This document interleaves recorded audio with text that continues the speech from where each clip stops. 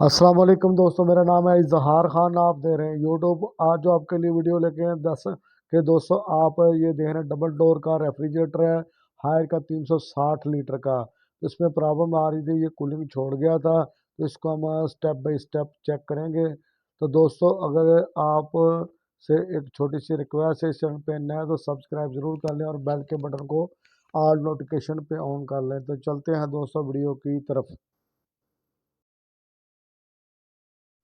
तो दोस्तों, जैसा कि मैंने आपसे गुजारिश की कि इसमें मैंने मुख्तलिफ वीडियो ऐड की हैं। तो जैसा कि मैंने बताया कि इसमें कंप्लेन थी, कूलिंग नहीं कर रहा था। स्टेप बाय स्टेप चेक करेंगे तो कुछ स्टेप जो ने इसमें से शार्ट कर दिए हैं, यानी कि अनसीन है इस वीडियो में। तो कुछ हमने ऐड कर दिए हैं। तो इसके अलावा भी हमने इसकी वीडियो कुछ अपलोड किए हैं, वो आप चैनल विज़िट करके देख सकते हैं। तो जैसा कि सबसे पहले कंप्रेसर को कंटिन्यूटी वगैरह चेक की गई, इसमें तसलसल चेक किया गया कि वेंडिंग वगैरह ठीक है, स्टार्टिंग तो नहीं, वो बिल्कुल ठीक जा रही थी। और इसको टार्क दे के तो ऑन कर लिया गया। उससे पहले हम रिले वगैरह लगा के दे रहे थे, लेकिन नहीं चल पा रहा था। तो ये कुछ दिन चलता भी रहा है। और इसमें जो प्रॉब्लम आ रही थी, हीटअप हो रहा था। तो हीटअप होने के बावजूद भी कूलिंग ठीक थी इसकी, लेकिन ये होता था इसमें जो ना बंद होने के बाद काफ़ी देर ये ऑन नहीं हो पाता था। तो उसके लिए हमने साथ में फ़ैन लगा दिया। फ़ैन लगाने के बाद भी ये 2 से 3 दिन चलता रहा। उसमें बैड साइड क्या हुई कि इसमें जो ना लाइट वो कम आ गई। जैसा कि ये 220 वोल्टेज का जो कंप्रेसर है, रेफ्रिजरेटर है, तो इसमें वो आ गई थी 140 या 150 के करीब वोल्टेज आ गए थे, जिसको हम कहते हैं बिजली कम आ गई थी। और उसकी वजह से ये पूरा दिन उन्होंने ऑन रखा और ये कंप्रेसर बिल्कुल ख़राब हो गया। यानी कि कूलिंग जैसा कि चल रहा था, जैसा कि आप इसमें मल्टीमीटर में देख सकते हैं, इसके एम्पेयर बिल्कुल सही आ रहे थे। तो इस पर तरफ बिजली कम होने की वजह से जितने वो चल पा रहा था वो उससे भी जाते रहे। और जब इसको हमने रिपेयरिंग के लिए कटवा के देखा गया कि शायद हो सकता मोटर ख़राब हो गई हो, तो मोटर डालने से ये चल जाए, लेकिन ऐसा नहीं हुआ। जब कटवा के देखा गया तो मोटर हीटअप थी, जिसकी वजह से ये आपको पेपर इसमें दिख रहे होंगे कि जो क्रैक होकर नीचे गिर गए। तो ये हीटअप होने की निशानी। दूसरा ये है कि पिस्टन भी बिल्कुल जाम हो गया था। तो ये बिल्कुल भी जो कंडम हो चुका है कंप्रेसर, यानी कि इसमें दोनों पार्ट्स ख़राब हैं, पंप और मोटर दोनों ख़राब है। तो अब हमने इसकी जगह कंप्रेसर को रिप्लेस करेंगे। ये 134 का कंप्रेसर था। अब हमने इसकी जगह जो जब चेंज करना, तो हम एक अच्छी जो टेक्नोलॉजी है उसको जो रिप्लेस करेंगे इसके साथ। तो और हमने 600 का कंप्रेसर इसमें डालना है। तो उसके लिए जैसा कि आप दे रहे हैं, कुछ वीडियो हम ऐड करते जा रहे हैं। अगर आप पूरी वीडियो को कंप्लीट देखेंगे तो बहुत ज़्यादा फ़ायदा होगा। जो जो टॉपिक हमने इसके साथ अटैच किए हैं, तो वो सब आपके साथ एक ही वीडियो में आप कंप्लीटली देख पाएंगे, जैसा कि आप इसमें देख रहे हैं। तो दोस्तों, जैसा कि ये आप स्टिकर बैक साइड पे लगा होता है रेफ्रिजरेटर का, बहुत ज़्यादा मालूमात होती है इसमें। इसको आप रीड करना आना चाहिए। अगर किसी ने कोई चेंजिंग वगैरह की है, कंप्रेसर रिप्लेस किया, तो उसमें आप जेन्युइन कंडीशन आप उसकी देख सकते हैं। बाज़ का तो होता है अननोन मैकेनिक जो होते हैं, इतने ट्रेन नहीं होते, वो मुख्तलिफ चीज़ें चेंज कर देते हैं। कैपरी का कम साइज़ कर देते हैं और कंप्रेसर का साइज़ भी जो है ना गड़बड़ कर देते हैं। उससे बार बार क्या होता है कि कंप्रेसर जल जाते हैं, ख़राब होते हैं, और वो दूसरा जो भी बंदा काम करता है उसको काफ़ी ज़्यादा प्रॉब्लम आती है। तो इससे ये आपको रीड करेंगे तो उससे आपको काफ़ी ज़्यादा डेटा इन्फॉर्मेशन मिल जाएगी कि गैस कितना वेट था इसमें और कौन सी गैस थी। इसी तरह बाकी की चीज़ें भी आपको आसानी के साथ मिल जाएंगी। बिजली कितनी ले रहा था और कितनी कंजप्शन थी। तो ये जैसा कि आप इसमें देख रहे हैं कि कंप्रेसर को मैंने लगा दिया गया, और ऑयल वगैरह चार्ज, क्योंकि ये यूज़ में कंप्रेसर हम लगा रहे हैं सेकंड हैंड, तो ये भी आपको बचत आपको आ जाती है कि नए की बजाय आप यूज़ में बहुत ही अच्छी कंडीशन में मिल जाते हैं। तो इसको हमने कंप्रेसर को लगाने के बाद बाकी की चीज़ें सारी फिटिंग करने के बाद फ़िल्टर बिल्कुल नया लगाएंगे।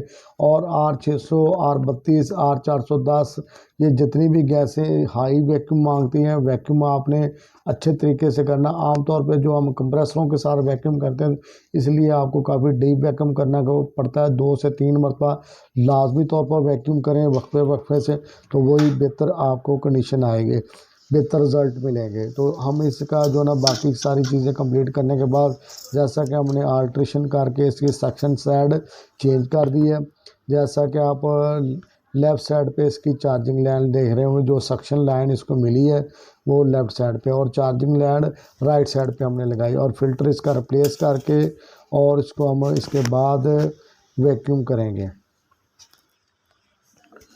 तो दोस्तों जैसा कि आप देख सकते हैं फ़िल्टर इसका जो हमने रिप्लेस कर दिया, उससे पहले आपने इसको फ्लशिंग वगैरह जो ना इसको एयर वैक्यूम वगैरह सारा कुछ करवा लेना है, ताकि एयर पर्जिंग करवा लेनी, ताकि कोई भी नमी या ज़रात अंदर ना रह जाए।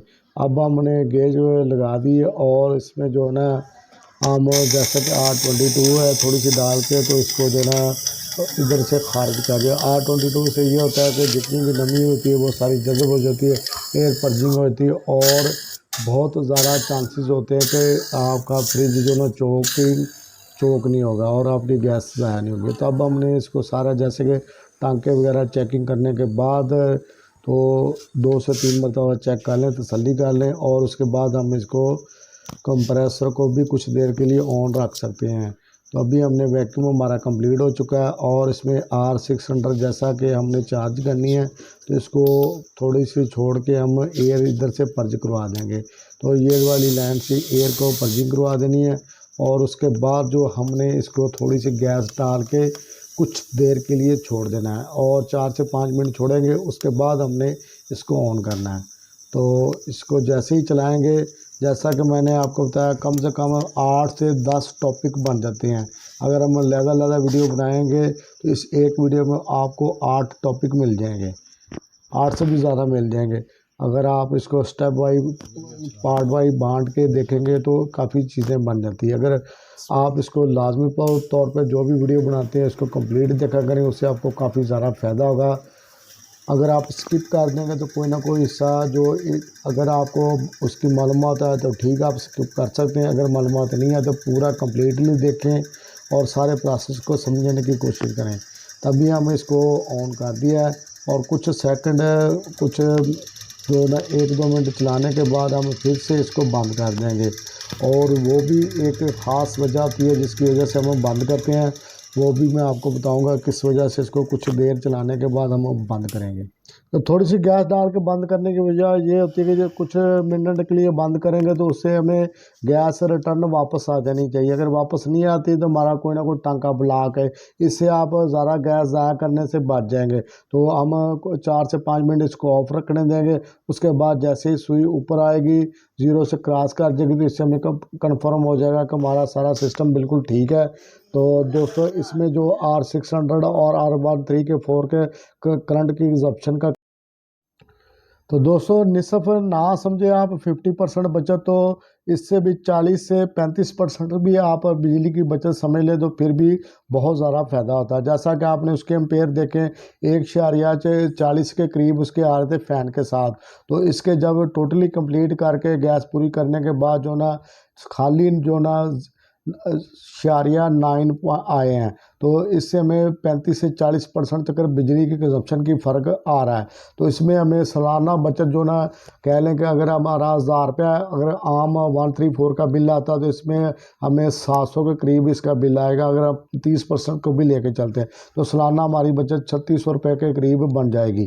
तो दोस्तों इस तरह टेक्नोलॉजी को लाजमी तौर पर अडॉप्ट करें। मैंने मुख्तलिफ वीडियो डाली हैं एसी को जो अल्ट्रेशन करके उसको भी अपग्रेड किया है, तो इसी तरह फ्रिज को भी किया है। तो इसको लाजमी तौर पर अपनाने से आपको काफ़ी ज़्यादा फ़ायदा होगा। तो बिजली की कंजप्शन भी काफ़ी ज़्यादा फ़र्क आ गया, कूलिंग भी बिल्कुल बेहतरीन हुई है। तो दोस्तों इस तरह अल्ट्रेशन करने से काफ़ी ज़्यादा फ़ायदा हुआ, जैसा कि चीज़ बिल्कुल ठीक थी, तो बॉडी की कंडीशन फ्रीजर की कंडीशन बिल्कुल ठीक थी, इसलिए हमने इसको ये वाला कंप्रेसर लगा दिया है। तो दोस्तों उम्मीद करते हैं ये वीडियो अच्छी लगी हो तो लाइक ज़रूर करें, शेयर करें। मिलेंगे दोस्तों नेक्स्ट वीडियो में, तब तक के लिए अल्लाह हाफिज़।